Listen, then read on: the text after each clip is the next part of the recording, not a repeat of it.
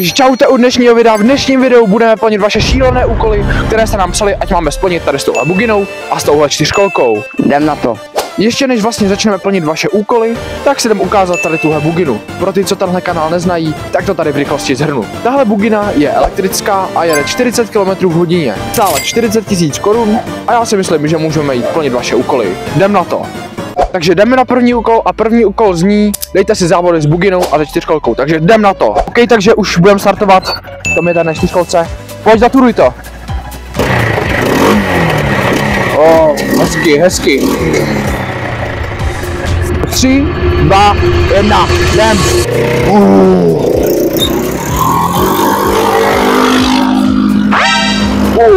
Ty vole, lidi? Tak mám takový pocit, že tohle jsme prohráli.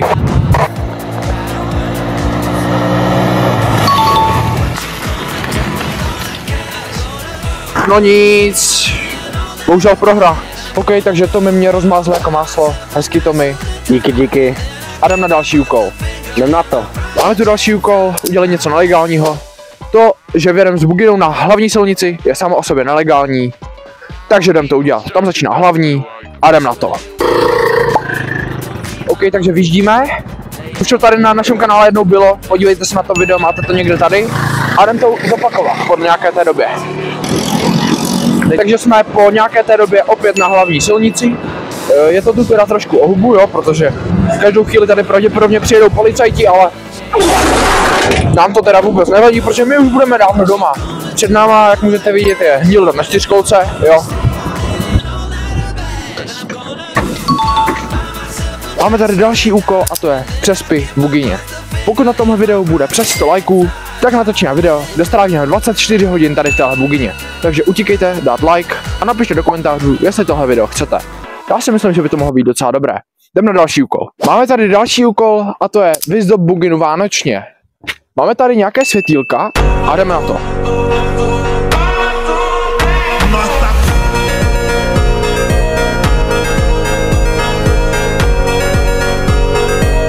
Jo, možná se mě ptáte, co je tady vedle mě.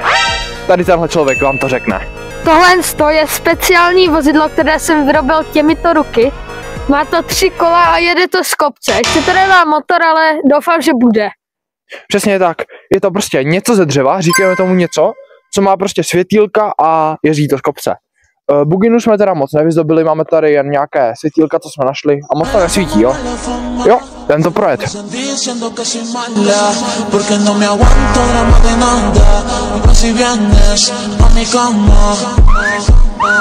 A few moments later.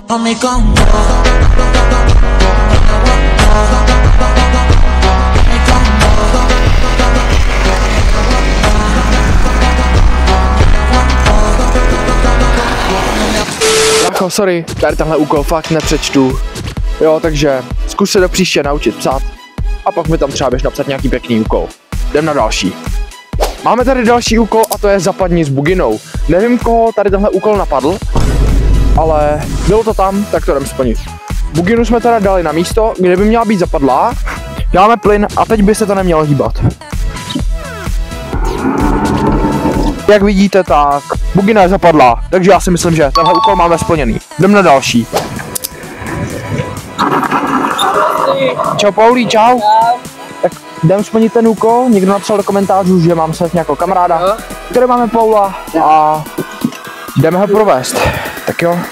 Tak jo, jdem. Co na to říkáš zatím? Jak se ti sedí? Je to hezké, je to dobré, volné sedačky. Jo. Karbonu? Ne, to asi ne, hele. Jo. To je raketa, ale je mi zima v takovém počasí. Vlastně díky, bylo to fakt super, je to totální raketa, jak můžete vidět, fakt. Jede to asi 50 celkem a je to fakt raketa, takže doporučuju.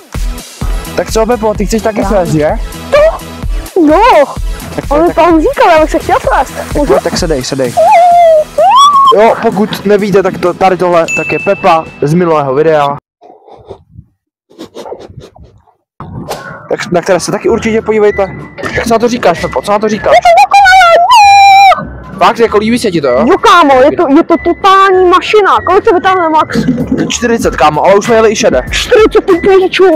No tak to je raketka. Tak jo, tak zkusíme maximálku, jo? Přidrž. ty vole. Wow. Tak co? Ej, Co na to buď říkáš? to. Co na to říkáš? Je to dokonalý, kámo. Jako ta maximálka, ty vole. Solidní. Jo, takže tohle je konec dnešního videa. Dejte like, odběr, napište nějaký pěkný komentář, podívejte se na naše další videa. Tohle je všechno. Čau.